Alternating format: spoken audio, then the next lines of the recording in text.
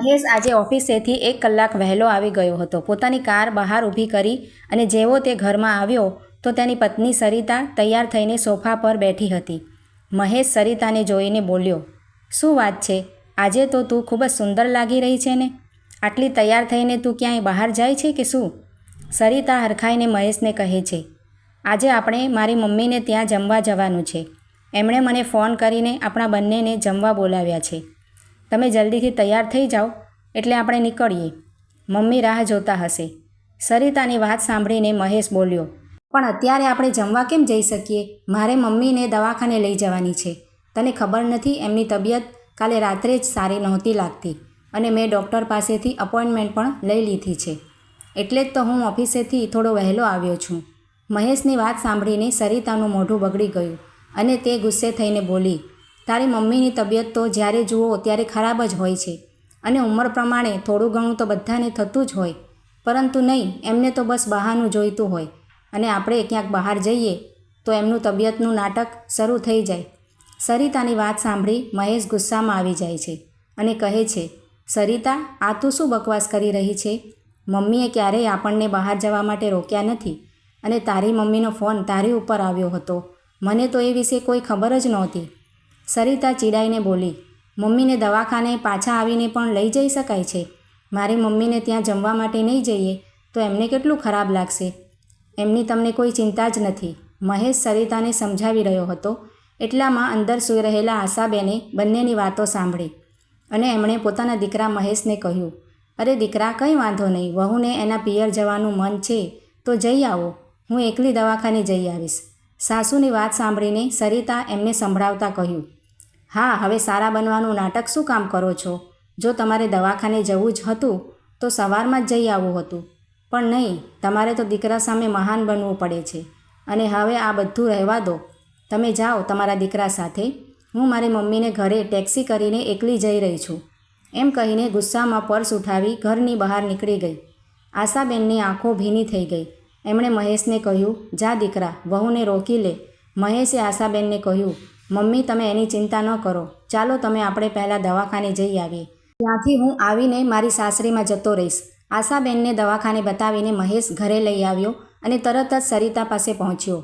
જોયું તો સરિતા મોઢું ચડાવીને બેઠી હતી. વેવાણે મહેશને કહ્યું, આ શું મહેશકુમાર, હજુ તો લગ્નને 6 મહિના થયા છે અને તમે સરિતાને એકલી મોકલી દીધી? મહેશે કહ્યું, મમ્મી, વાત એમ હતી કે મારે મમ્મીને દવાખાને લઈ જવાના હતા એટલે આવવામાં મોડું થઈ ગયું. જમાઈની વાત સાંભળી સાસુએ કહ્યું, માનું છું કે તમારી માનું તમારે ધ્યાન રાખવું જોઈએ, પરંતુ સરિતા તમારી પત્ની છે, એના પ્રત્યે પણ તમારી કોઈ ફરજ છે કે નહીં? સાસુની આવી વાતોથી મહેશ નારાજ થયો, પણ ત્યારે એણે કોઈને કંઈ કહ્યું નહીં. જમીને તરત સરિતાને લઈને ત્યાંથી નીકળી ગયો અને ઘરે આવીને સીધો પોતાના રૂમમાં જઈને સૂઈ ગયો. આજે એના મનમાં હજારો સવાલ ઉઠી રહ્યા હતા. હજુ તો એના લગ્નને 6 મહિના જ થયા છે અને એની પત્ની સાથે એના વારંવાર ઝઘડા થતા રહેતા. જ્યારે તે એની મમ્મી સાથે બેસીને થોડીવાર વાત કરતો કે મમ્મીને લઈને દવાખાને, મંદિર કે પછી કોઈ પણ જગ્યાએ જાય તો સરિતાને જરાય ગમતું નહોતું. તે એની સાથે અથવા તો આશાબેન સાથે ઝઘડો કરતી. શું લગ્ન કર્યા પછી એક માનું પોતાના દીકરા પર કોઈ અધિકાર નથી રહેતું?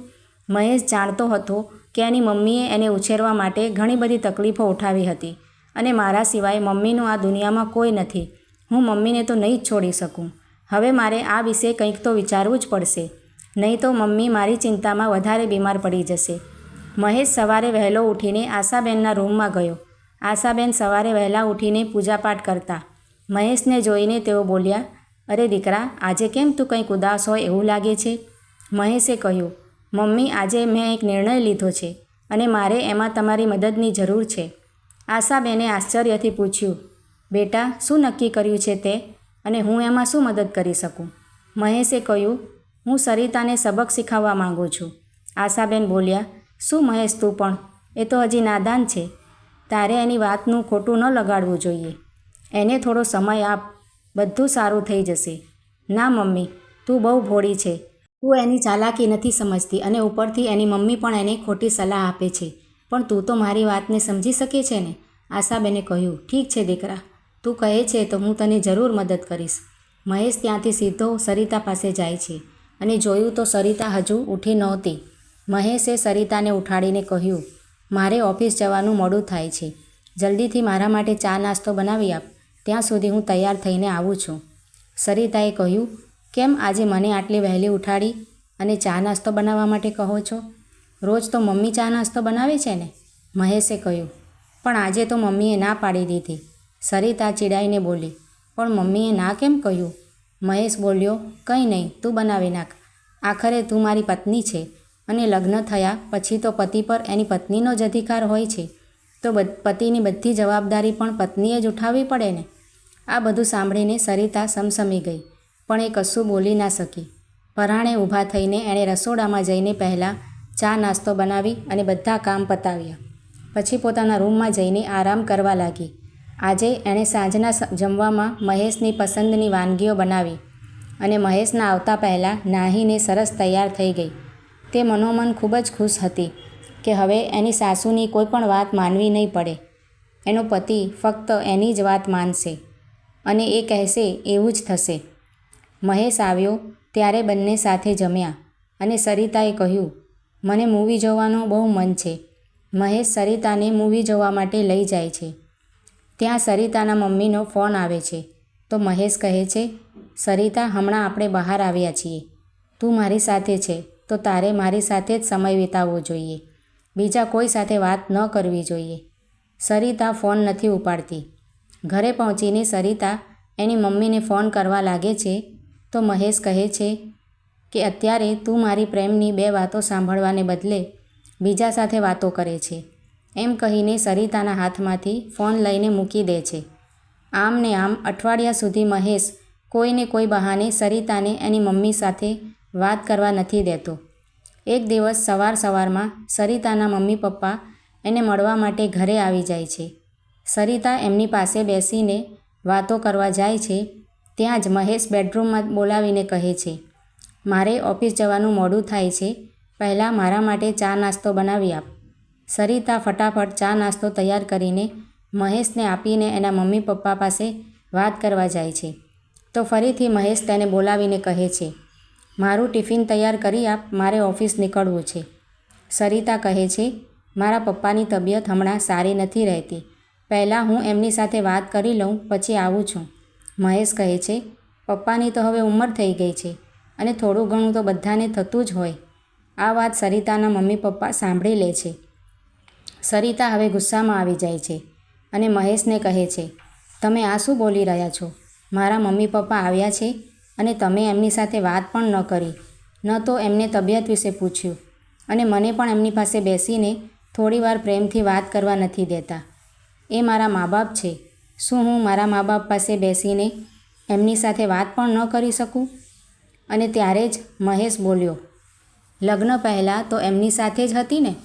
હવે મારી સાથે તારા લગ્ન થયા છે તો તારે મને જ મહત્ત્વ આપવું જોઈએ. તારી ઉપર મારો જ અધિકાર છે, બીજા કોઈનો નહીં. કેમ, જ્યારે હું મારા મમ્મી સાથે બેસીને વાતો કરું છું ત્યારે તો તું આવું જ કહે છે ને? આજે મેં કહ્યું તો તને દુઃખ થયું ને? જેમ તારા મા બાપની તું એટલી ચિંતા કરે છે એમ જ મને પણ મારી મમ્મીની ચિંતા છે અને તું ક્યારેય એમની સાથે બેસીને કોઈ વાત નથી કરતી.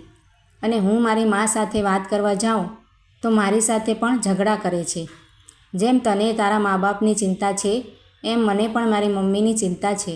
સંબંધ સાચવવા હોય તો બંને બાજુથી સાચવવા જોઈએ અને જો તને આ મંજૂર ન હોય તો હું આ સંબંધ તોડવા માટે તૈયાર છું.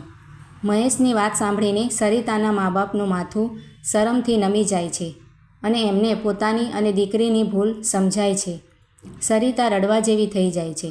ત્યાં જ આશાબેન પોતાના રૂમમાંથી બહાર આવે છે અને વાતને સંભાળતા કહે છે, મહેશ, આ શું છે? જો હવે મારી દીકરીને કંઈ પણ કહ્યું છે તો હું તારી સાથે વાત નહીં કરું. સરિતા આશાબેનને પગે લાગી અને એમની માફી માંગે છે. આશાબેન એને ગળે લગાવી લે છે અને બધા સાથે મળીને ચા નાસ્તો કરે છે. મિત્રો, આ વાર્તા તમને કેવી લાગી છે તે કમેન્ટ કરી જરૂરથી જણાવજો અને જો સારી લાગી હોય તો વિડીયોને લાઇક શેર કરીને આવી જ બીજી વાર્તાઓ જોવા માટે મારી આ ચેનલને સબસ્ક્રાઈબ જરૂરથી કરજો. વિડીયો જોવા માટે તમારા બધાનો ખૂબ ખૂબ આભાર માનું છું. Thank you.